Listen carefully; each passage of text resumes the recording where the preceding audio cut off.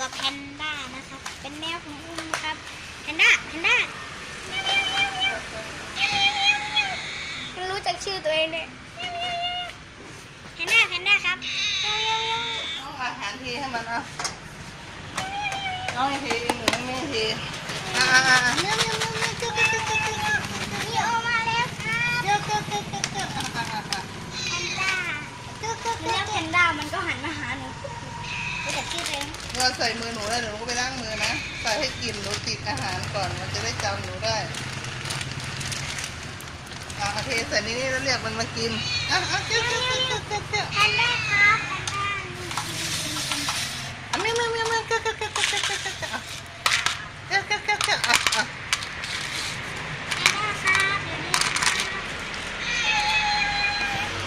ันนี้เราก็อยู่กับแพนด้านะครับแพนด้ารู้สึกจะบอกว่าแม่เจ้านายจ๋าช่วยดูด้วย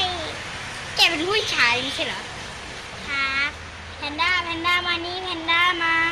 แพนด้าเมียวหลายชื่อสับสนหมดแล้วน่ะมันโกรธเลยนะมันจะขู่เนี่ยแพนด้าครับกิน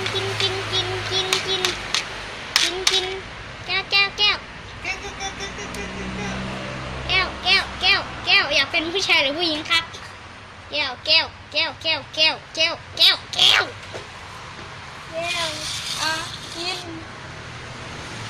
นะผู้หญิงก็ได้ผู้ชายก็ได้ไม่กินครับกินเอาซูมเอาดูที่หนามฉันอันนี้แก้วก็ดูเหมือนจะโกรธแล้วมากเลยนะคะก็ได้ทำการสนิทกับมันวันนี้เรียบร้อยเรามาสนิทกันเถอะนะแก้วมันยอมให้หนูลูบหัวแล้วแม่เรามาสนิทกันนะครับฟันน่ารักมากกินครับแก้วเมียวยังไม่รู้เลยนะว่าฟันอะไรเลยแต่มันน่ารักมากหนูว่ามันไม่ใช่แมวไทยแล้วนะแม่คนมันดูหนา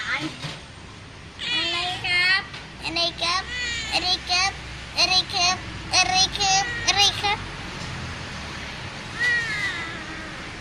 ขอกลางขอคันกลางขอคันข้างหนูหน่อยไม่ได้หรอครับอันใช้อันนี้เล่นกับแกก็ได้กินก้อนงับ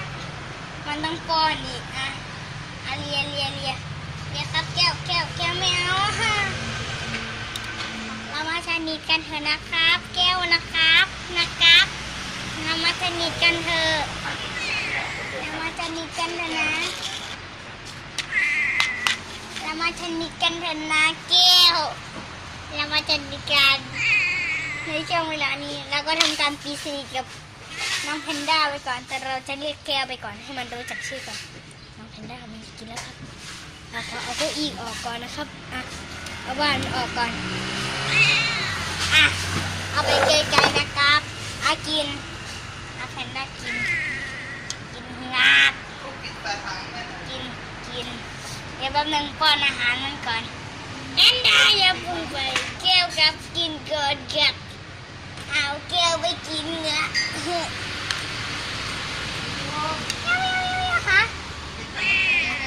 รับแก้วเดี๋ยวเรามาเจอกันคราวหน้านะฉันขอไปปิดถังก่อนมันไม่กลัวหนูเข้าไปดีอะแม่มองดูอย่างใกล้ชิดแก้วค่ะยิงก่อนเราต้องมาตีสนิทกันก่อนฟินเลยนั่นแหละฟินนั่นแหละก่อนมันไม่มีเล็บหน้าปากให้ท่านผู้ชมเขาดูหน่อยลูกหน้าปากซิปครับชิปแล้วก็ชิปมีโออาหารแมวตาสกุระเดี๋ยวคนก่อนแล้วครับแก้วเมียวแก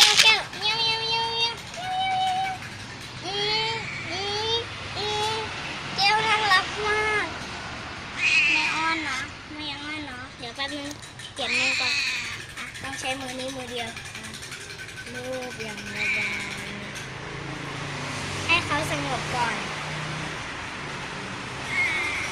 หางน่าสงสารนะให้มันเริ่มกินแล้วครับเริ่มกินแล้วมันกินอาหารไปก่อนมุกอย่าน้องก็ตกใจน่ารักมากน่ารักอันกินอาหารโอ้ลืมบอกไปว่าเราอยู่ในการคิดแอนด์เทสนะคะตอนนี้เราก็ปล่อยให้แก้วกินอาหารด้วยกันเดี๋ยวถ้ากินเสร็จแล้วมาเจอกันใหม่เนาะแก้วนะแต่ทุกคนจงเรียกน้องแพนด้านะคะ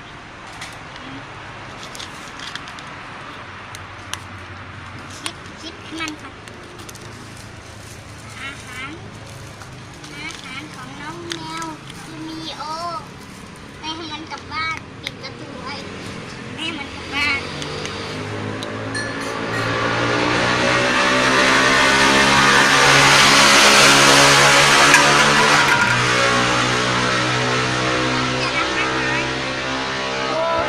ทนมากเลยลูกแก้วจะกินเสร็จยังคะถ้ากินเสร็จแล้วก็ขึ้นไปได้นะมีเก้าอี้ให้ขึ้นอยู่หรือเราจะให้มันขึ้นตักของไม่มีแล้วครับกินอาหารแมวตาสุระกินไหมอ่ะเล่นกับเรานะอ้าวแม่จับมันใส่ก่อนไม่ได้เหรอแม่ยังงอน แล้วก็มันไม่ใส่กล่อง เราอุ้มได้แล้วมันไม่ปวดเหรอแม่เราอุ้มเลยเดี๋ยวกลัวมันวิ่งหนีหนูไม่เอาไปเป็นตามง้อแก้วกันนะคะการง้อแก้วครั้งนี้ถือว่าไม่สำเร็จนะคะแต่ขอแป๊บหนึ่งนะคะ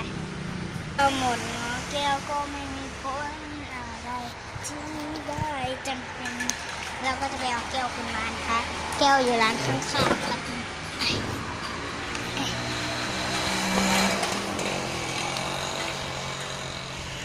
นี่เจอแล้วแก้วอยู่ตรงนั้นชุมแก้วอยู่ตรงนั้นแก้วอยู่ตรงนั้นแก้วเห็นอะไรแล้วแก้วก็อันนั้นสงสัยจะคันมากรอแก้วกลับมาเราแม่ของลูกมาเอาแก้วมาก่อนใช่ไหม ขอให้ถูพื้นต้องไปถูทำน้ำหมด แป๊บหนึ่ง